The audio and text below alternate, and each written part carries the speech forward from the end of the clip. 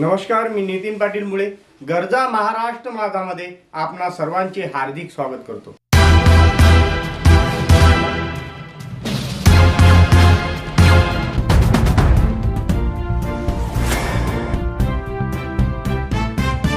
खरीप हंगाम 2023 मधील सोयाबीन आणि कापूस उत्पादक शेतकऱ्यांना अर्थसहाय्य मिळवून देण्याकरता 29 जुलै 2024 ला शासनाने निर्णय घेतलेला आहे आणि त्या प्रकारचा शासन निर्णय सुद्धा आलेला आहे। यामध्ये 2023-24च्या खरीप हंगामामध्ये सोयाबीन आणि कापूस पिकाची ज्या शेतकऱ्यांनी ई पीक पाहणी द्वारे नोंद केलेली आहे अशा शेतकऱ्यांना 5,000 रुपये प्रति हेक्टरी आणि 2 हेक्टरच्या मर्यादेत ही मदत मिळणार आहे।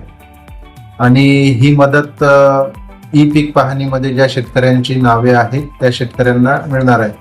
याच्या याद्या सर्व कृषी सहाय्यकांपर्यंत तालुका कृषी अधिकारी यांच्या माध्यमातून पोहोचवण्यात